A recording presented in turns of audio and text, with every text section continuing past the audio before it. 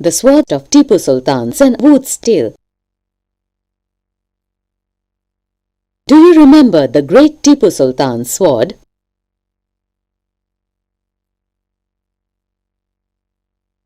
The sword had an incredibly hard and sharp edge that could easily rip through the opponent's armor.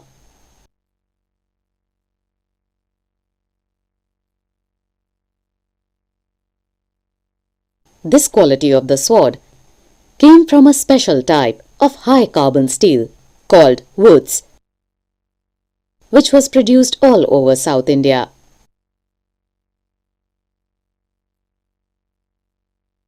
The Wootz steel-making process, which was so widely known in South India, was completely lost by the mid-19th century.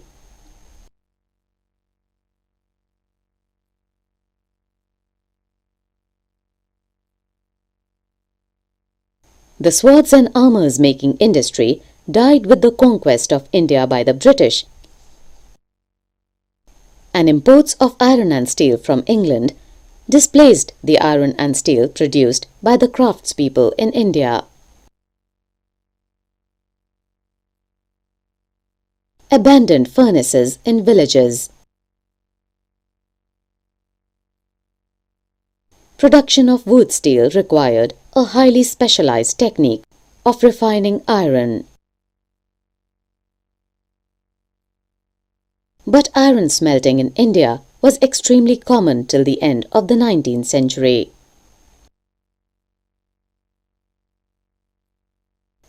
In Bihar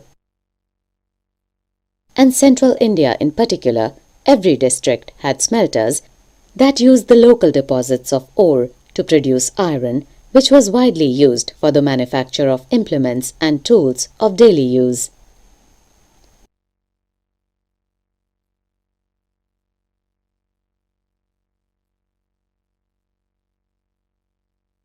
The furnaces were most often built of clay and sun-dried bricks.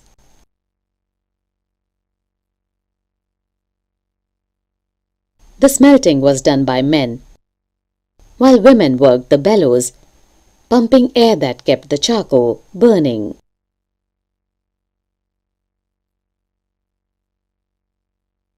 By the late 19th century, however, the craft of iron smelting was in decline.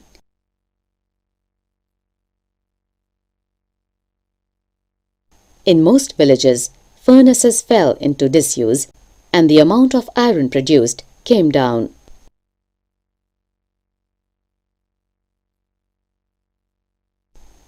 Why was this so?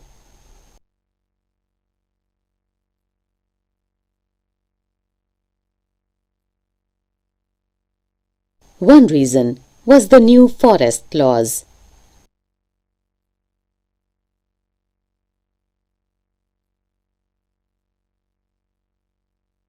When the colonial government prevented people from entering the reserve forests, how could the iron smelters find wood for charcoal?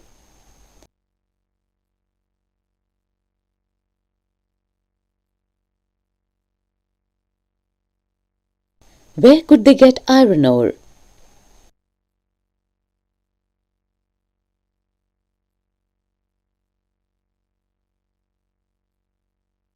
Defying the forest laws, they often entered the forest secretly and collected wood, but they could not sustain their occupation on this basis for long. Many gave up their craft and looked for other means of livelihood. In some areas, the government did grant access to the forest.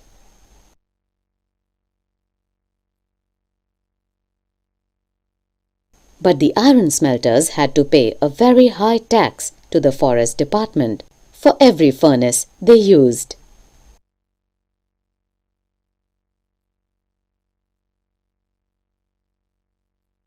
This reduced their income.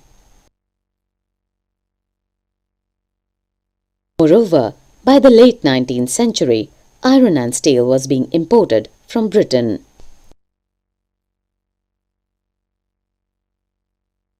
Ironsmiths in India began using the imported iron to manufacture utensils and implements.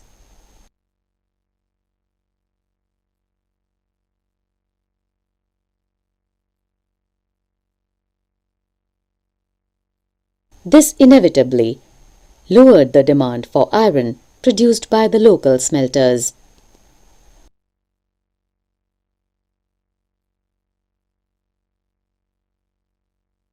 By the early 20th century, the artisans producing iron and steel faced a new competition.